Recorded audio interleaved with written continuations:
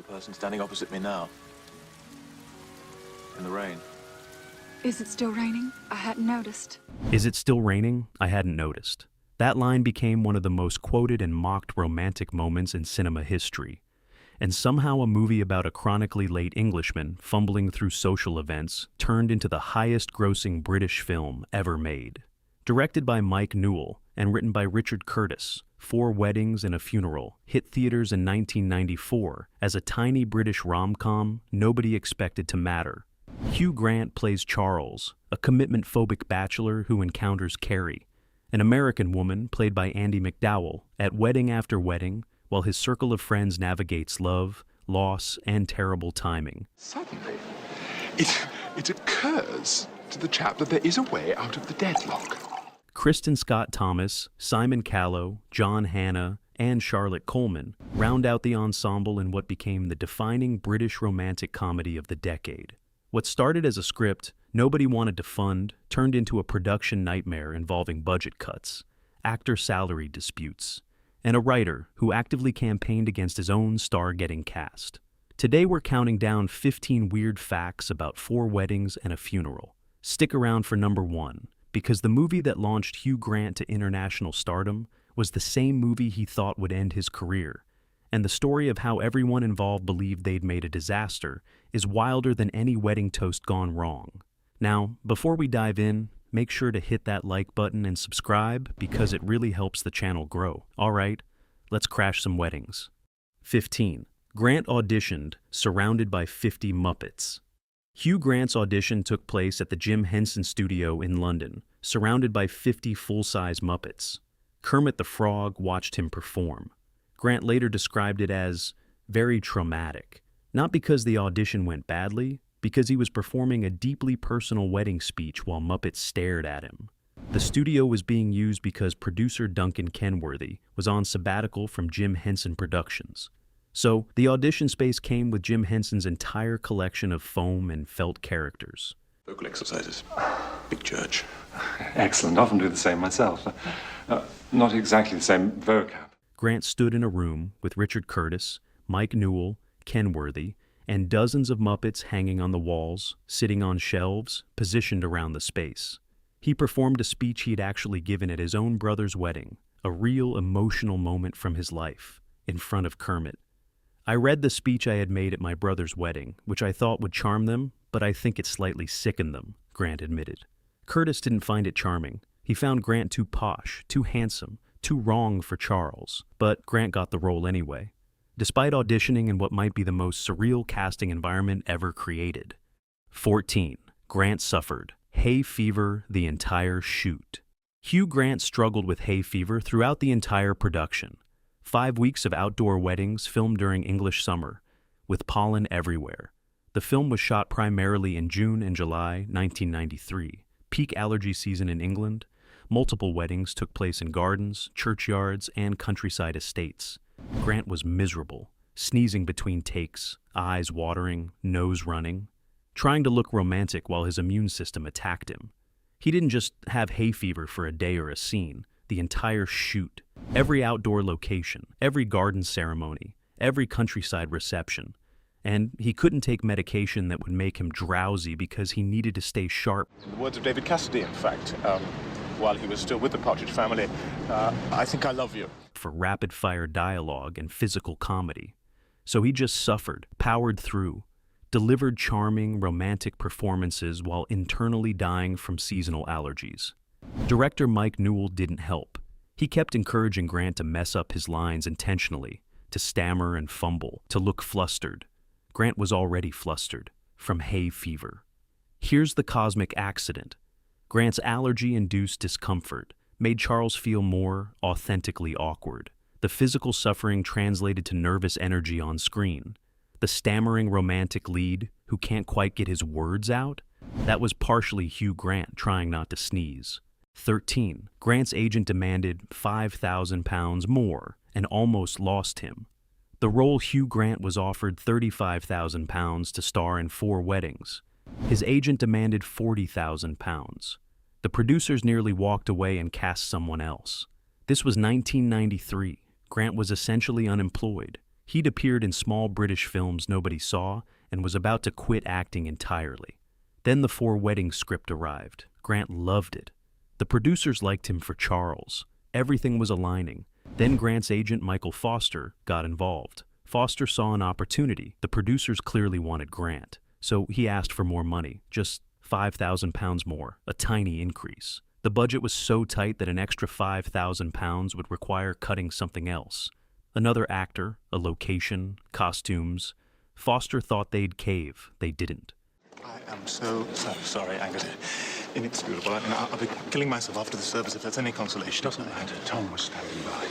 Thanks, Tom. You're saying. Kenworthy was prepared to cast someone else rather than break the budget. Foster blinked. Grant got £35,000. Meanwhile, the supporting cast members each got £17,500. Grant made exactly double what everyone else earned. Which sounds fair until you realize Kristen Scott Thomas and Simon Callow were established actors taking massive pay cuts. Here's the cosmic justice. Grant's agent trying to squeeze £5,000 more out of a tiny British film nearly cost Grant the role that made him an international star and earned him millions. 12. Andie MacDowell took a 75% pay cut. Andie MacDowell was a movie star when she signed on to Four Weddings. She took a 75% pay cut to appear, and made millions anyway. MacDowell was coming off Groundhog Day. She was hot. She could command serious money. When Four Weddings came calling, her normal fee was around $1 million. For a tiny British rom-com with a £2.7 million total budget, that was impossible. So she agreed to $250,000 up front, a quarter of her usual rate. Why? She loved the script. She was in London doing publicity for Groundhog Day, read it, and wanted in. Whose engagement? Ours. I assumed since we slept together and everything, we'd be getting married. The producers were thrilled. Landing an American star gave the film international appeal, but they couldn't afford her normal price. MacDowell's willingness to accept the pay cut made the film possible. Here's where it gets interesting. The film became a massive hit. Grossed $245.7 million worldwide. And MacDowell had negotiated back-end points, a percentage of the profits. Because she believed in the project enough to take a pay cut, she structured her deal to benefit from success. If it flopped, she'd lose money. If it succeeded, she'd make bank. It succeeded. She earned approximately $3 million from her profit participation. By taking a 75% pay cut up front, she made 12 times her normal salary on the back end. Here's the irony. The supporting actors got £17,500 each. Grant got £35,000. MacDowell took $250,000 and turned it into $3 million. 11. Curtis fought against Grant, getting cast. Screenwriter Richard Curtis actively campaigned against Hugh Grant playing Charles. He thought Grant was too handsome, too posh, and too annoying. Curtis had written Charles as a semi-autobiographical character. An awkward, not particularly attractive everyman struggling with commitment. Hugh Grant showed up to audition, and Curtis immediately hated the idea. "I thought he was annoying, too good-looking, and a bit posh for the role," Curtis later admitted. Curtis wanted Alan Rickman. Rickman was 14 years older than Grant, less conventionally handsome, and fit Curtis's vision perfectly. Director Mike Newell and producer Duncan Kenworthy disagreed. They saw something in Grant. They auditioned roughly 70 actors for Charles. It eventually came down to two, Hugh Grant and Alan Rickman. Newell and Kenworthy voted for Grant. Curtis voted for Rickman. Curtis was outvoted by his own director and producer. Even after Grant got the role, Curtis remained skeptical. For a moment there, I thought I was in Fatal Attraction. I thought you were getting close and I was going to get home and find my pet rabbit on the stone. He later said Grant's audition performance slightly sickened him because Grant delivered a speech from his own brother's wedding that came across as too upper class. Here's what makes this perfect. Curtis fought against Grant because he thought Grant was too handsome, and audiences wouldn't believe he had trouble with women. So Grant leaned into the doubtfulness and lack of confidence. He made Charles fumbling and awkward despite being good-looking. And it worked. The role launched his entire career. 10. Grant thought it was the worst film ever made. Hugh Grant, Richard Curtis, Mike Newell, and all the producers watched the first rough cut and thought they'd made the worst film ever. The initial screening was a disaster.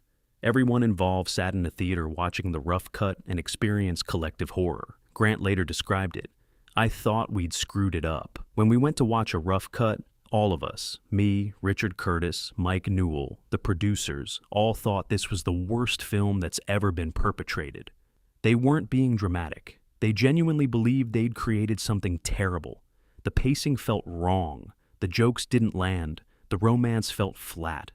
Is it? Yes. Well, I think you're right. I think we are probably more reserved, you know. You May Now Kiss the Bride isn't actually in the Book of Common Prayer.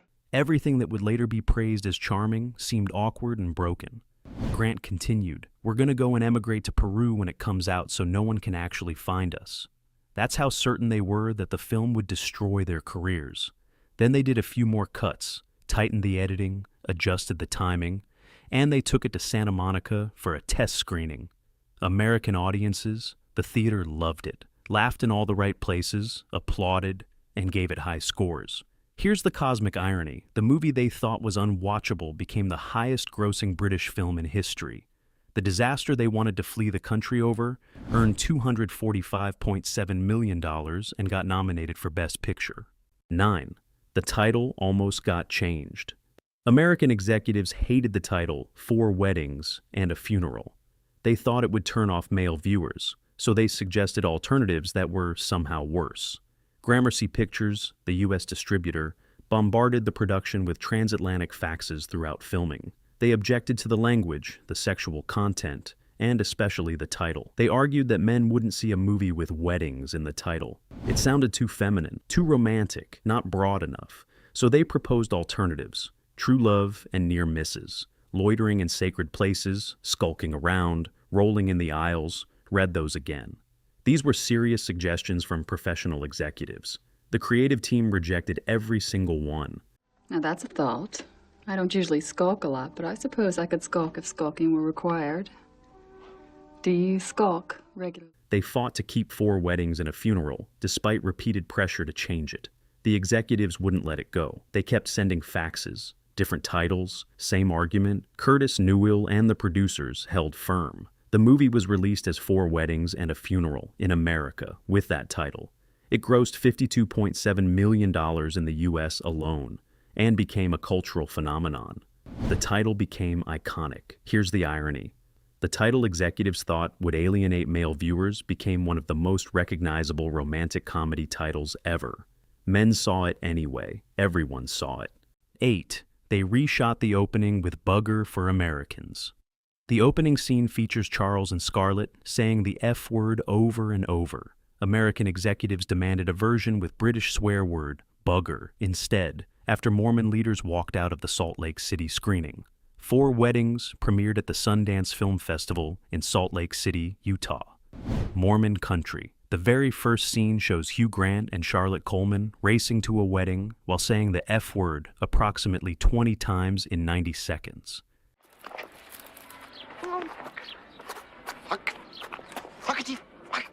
Members of the Salt Lake City Council attended the premiere. They were conservative Mormons. They walked out. Gramercy Pictures panicked. If religious leaders in a major American city were offended, the film might get boycotted or restricted, so they demanded changes. Specifically, they wanted the F word removed from the American version. But the scene doesn't work without profanity. The comedy comes from escalating frustration expressed through escalating swearing. The solution, reshoot the scene with bugger instead of the F word. Bugger is a British swear word mild enough for American audiences, but strong enough to preserve the comic rhythm. Grant and Coleman came back, reshot the entire opening. Same timing, same delivery, different word. Two versions existed, the British version with the F word and the American version with bugger. Here's what's perfect. British audiences got the authentic cursing. American audiences got a censored version that still felt transgressive because most Americans didn't know bugger was a swear word. The compromise worked. Americans thought they were hearing British people being polite. They were actually hearing British people swear in a way Americans didn't recognize. 7. Grant was about to quit acting. Hugh Grant was ready to give up acting entirely when the Four Weddings script arrived. He told his agent it was the last audition he'd go to. By 1993, Grant had been acting for years with almost nothing to show for it.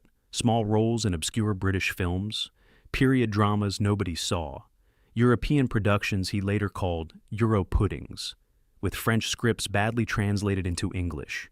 He wasn't getting work, he wasn't making money, and he was 32 years old watching his career go nowhere. He later admitted, "I wasn't really getting any work at all. And then to my great surprise, this script came through the letterbox from my agent, and it was really good." That's George Depardieu? Yeah, that's the guy. Yeah. No problem. I'm so sorry. Grant was so surprised he called his agent to confirm it wasn't a mistake. Before the audition, he told himself, "This is the last one I will go to." If 4 weddings didn't work out, he was done.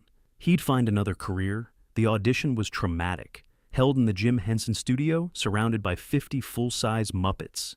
In front of the writer, director, producer, Curtis hated him, thought he was too posh. But Newell and Kenworthy saw potential. They cast him anyway. And Grant went from unemployed actor about to quit to international star overnight. Here's the cosmic justice. The last audition Grant ever planned to attend became the role that defined his career. The moment he was ready to walk away became the moment everything changed. 6. Curtis wrote it after attending 65 weddings. Richard Curtis wrote 4 weddings and a funeral after realizing he'd attended 65 weddings in 11 years. One wedding guest propositioned him, and he turned her down, regretting it forever. Curtis was 34 years old when he started counting. 65 weddings. That's almost 6 weddings per year for over a decade. He was the perpetual guest, the friend who showed up, gave a gift, watched other people get married, and went home alone. At one particular wedding, a woman approached him, flirted, made her interest clear. Curtis turned her down, politely, properly, Britishly, and he immediately regretted it. Spent years wondering what would have happened if he'd said yes. That regret became the foundation for Charles and Carrie, the missed connection, the timing that's always wrong. I mean, I don't even know if I'd have a film career without Hugh, so I'm very grateful he came along. The person you meet at weddings but never quite connect with until it's almost too late. Curtis modeled Charles after himself, an awkward, commitment-phobic man watching everyone else find love while he fumbles through social obligations. He wrote 17 drafts, 17 attempts to capture the experience of being the only single person at endless weddings, while secretly hoping to meet someone at one of them. Here's the irony. Curtis wrote a movie about a man afraid of commitment because Curtis himself was afraid of commitment. He later said he wrote it partly to explain to his mother why he'd never married. The movie about a serial wedding guest who finally finds love was written by a serial wedding guest who spent 11 years avoiding marriage. 5. Scottish scenes filmed by the cameraman's brother on vacation. The budget was so tight that Scottish Highland scenes were filmed by the cinematographer's brother while he was on holiday. Not a professional crew, his brother on vacation. The script called for scenic shots of the Scottish Highlands, beautiful landscapes, establishing shots for the third wedding sequence, hiring a full crew to travel to Scotland, set up equipment and capture those shots would cost thousands of pounds the production didn't have. So cinematographer Michael Coulter had an idea. His brother was going on holiday to Scotland anyway. Why not give him a camera and have him film the landscapes while he's there? The production agreed. Coulter's brother took a camera on his personal vacation and shot the Scottish Highland footage during his time off. No crew, no lighting equipment, no professional setup. Just a guy on holiday with a camera filming pretty scenery. Those shots ended up in the final film. Professional-looking establishing shots that... This is only the second time I've ever been a best man. I hope I did the job all right that time. The couple in question are at least still talking to me. Cost the production essentially nothing except the price of film stock. Here's what makes this perfect. 4 weddings looks expensive. It looks like a well-funded romantic comedy with gorgeous locations. Nobody watching it would guess that some of the most beautiful shots were captured by a cinematographer's brother on his personal vacation. The movie that saved an entire studio from bankruptcy used cost-cutting measures so extreme they'd be funny if they weren't brilliant. 4. The entire film was made in just 36 days. The entire film was shot in 36 days, 5 weeks. A rom-com that looks expensive and leisurely was filmed in barely over a month. Originally, the production was budgeted for a slightly longer schedule. Not much longer, but enough breathing room to handle complications. Then, just before filming began, another $1.2 million was cut from the budget. The schedule compressed. What was already tight became impossible. Director Mike Newell had to shoot multiple elaborate wedding sequences, intimate two-person scenes, the funeral, exterior locations across England and Scotland, all in 36 days. That's 5 weeks to capture what feels like months of story. How'd you do? My name's Charles. Don't be ridiculous. Charles died 20 years ago. Across multiple locations with a large ensemble cast. For comparison, most romantic comedies shoot for 50 to 60 days. Some take 3 months, 4 weddings got 5 weeks. The production moved constantly. Set up, shoot, move. No time for extensive takes. No room for perfectionism. Newell later said his experience in British television trained him to work fast. But even he was stressed by the compressed schedule. A cameraman had to remind him, there's only one reality I'm concerned with. That's the 32 days of shoot. 32 days, even tighter than the 36 they officially had. Here's what makes this remarkable. The film doesn't feel rushed. It feels leisurely. Like you're spending a relaxed afternoon at weddings with charming people. That unhurried, elegant pacing was created by a crew working at breakneck speed under constant time pressure. The movie that feels like it had all the time in the world was made by people who had almost none. 3. Funding collapsed. Mid-1992. Funding for 4 weddings fell through completely in mid-1992. The production shut down. Actor Alex Jennings had already been cast as Charles when the money disappeared. Curtis had written the script. Jennings had auditioned and won the role of Charles. Pre-production was underway. Then the financing collapsed. Investors pulled out. The production couldn't pay anyone. Everything stopped. Jennings was suddenly unemployed from a job he'd already booked. The role that was supposed to be his breakthrough evaporated. The team spent over a year trying to find new funding. They auditioned roughly 70 actors for Charles during that period, hoping to find someone who might attract investors. Nobody could close the money. Finally, in early 1993, Working Title Films stepped in with enough funding to move forward, but Jennings was gone. He'd moved on to other projects during the year-long gap. The role went to Hugh Grant instead. Excellent, excellent, fantastic. It's lovely to see you. Sorry to disturb. Better get on. Jennings would eventually appear in Mindy Kaling's 2019 Four Weddings and a funeral television adaptation in a supporting role. But he never got to play Charles. Here's the tragedy. Jennings was the first actor cast. He was ready, committed, prepared to star in what became the highest-grossing British film in history. Then money problems took it away from him and gave it to Hugh Grant, who became an international star. 1 year of funding delays changed 2 careers completely. 2. The film cleared Working Title's debts and saved the studio. 4 weddings and a funeral generated over $50 million for Polygram and cleared Working Title's past losses, saving the studio from potential collapse. Working Title Films was struggling in 1993. They'd produced several films that underperformed. They were carrying significant debt. The company needed a hit, not just a profitable film, a massive, unexpected success that would erase years of red ink. Four Weddings was a gamble, a tiny British rom-com with unknown commercial prospects. It cost £2.7 million and grossed $245.7 million worldwide. The profit margin was extraordinary. It became the highest percentage return on cost of any film released in 1994. That success generated over $50 million for Polygram, the parent company. And it cleared most of Working Title's accumulated losses from 4 years of struggling productions. Suddenly, Working Title went from precarious to solvent, from a studio that might fold to a studio with a future. That financial stability allowed them to make more films. They went on to produce Notting Hill, Love Actually, Bridget Jones's Diary, Shaun of the Dead, and countless other British hits. Here's the irony. The tiny film everyone thought was a disaster saved the company that made it. The movie the creators wanted to flee to Peru over became the financial foundation for decades of British cinema. Working Title exists today because Four Weddings accidentally became a phenomenon. 1. The film became the highest-grossing British film in history. Four Weddings and a Funeral cost £2.7 million and grossed $245.7 million worldwide, becoming the highest-grossing British film in cinema history at the time. Nobody predicted it. The creators thought it was terrible. The budget was microscopic. The cast was mostly unknown to American audiences. Then it premiered at Sundance. Americans loved it. It opened in 5 U.S. theaters on March 11th, 1994. The box office receipts from the first 5 days of the film's general release in the United States so impressed the movie's distributor that it decided to spend lavishly on promotion, buying full-page newspaper ads and TV spots totaling some $11 million. $11 million in marketing for a film that cost £2.7 million to make.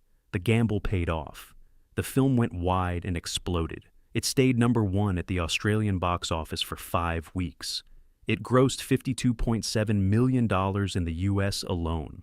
Worldwide total, $245.7 million. For a British film made in 5 weeks with actors suffering hay fever and a writer who didn't want his star. I don't know if you remember, there was a lot of swearing. So either we rigged it that she came late. She was a rather severe... It earned the highest percentage return on cost of any 1994 release.